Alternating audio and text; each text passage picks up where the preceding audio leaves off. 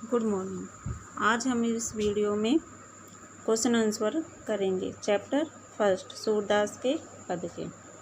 तो first question है, गोपियाँ उद्धव को भाग्यवान कहने में क्या व्यंग निहित है। आंसर है, गोपियों द्वारा उद्धव को भाग्यवान कहने में यह व्यंग निहित है कि उद्धव वास्तव में भाग्यवान न होकर अति भाग्यहीन है।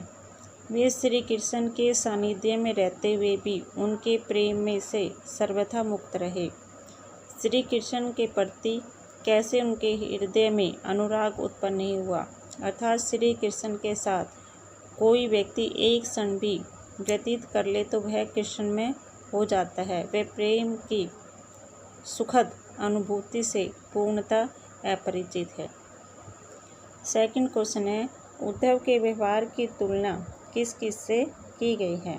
आंसर है, गोपियों ने उद्धव के व्यवहार की तुलना निम्नलिखित उदाहरणों से की है।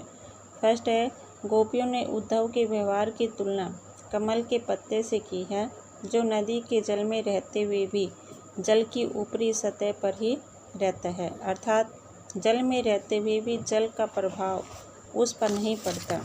उसी प्रकार श्री कृष्ण का सानिध्य पाकर भी उनका प्रभाव उद्धव पर नहीं पड़ता। उद्धव जल के मध्य रखे तेल के गागर के भांति है, जिस पर जल की एक बूंद भी टिक नहीं पाती। इसलिए उद्धव श्री कृष्ण के समीप रहते हुए भी उनके रूप के आकर्षण तथा प्रेम बंधन से सर्वथा मुक्त है। थर्ड पॉइंट, गोपियों ने उद्धव को जो योग का उपदेश दिया था उसके बारे में उनका यह कहना है कि यह योग कड़वी ककड़ी के समान प्रतीत होता है, इसे निगला नहीं जा सकता, यह अत्यंत अरुचिकर है।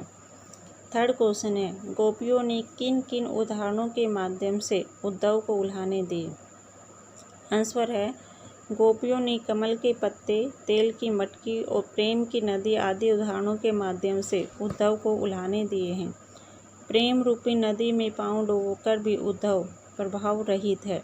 श्री कृष्ण के सानिध्य में रहते हुए भी वे श्री कृष्ण के प्रेम से सर्वथा मुक्त रहे। फोर्थ क्वेश्चन है, उद्धव द्वारा दिए गए योग के संदेश ने गोपियों की वीर्य अग्नि में घी का काम कैसे किया।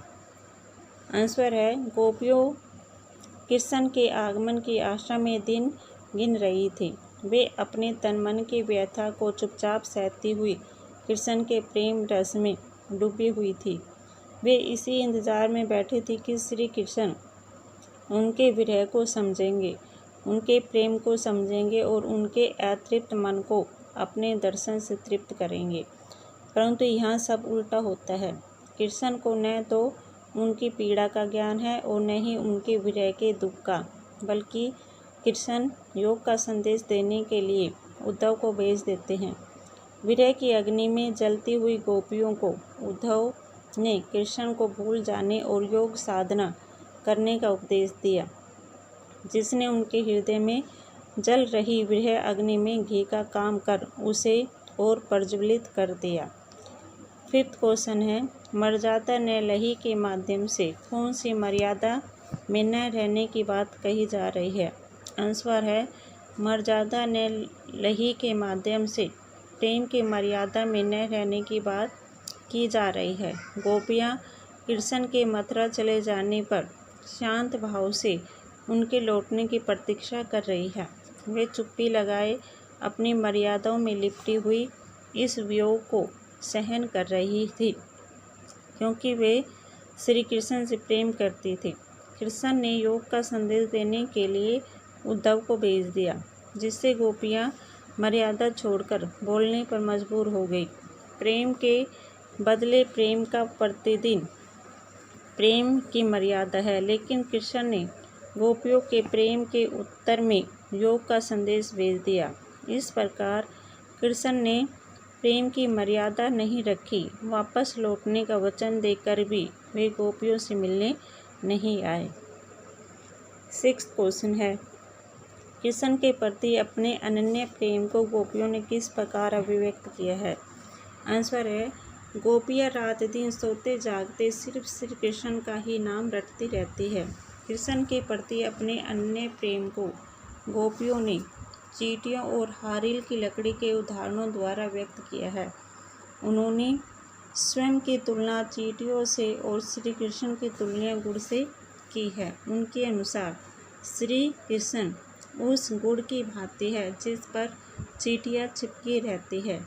हारिल एक ऐसा पक्षी है जो सदैव अपने पंजे में कोई लकड़ी या तिनका पकड़े रहता है, वह उसे किसी भी दशा में नहीं छोड़ता।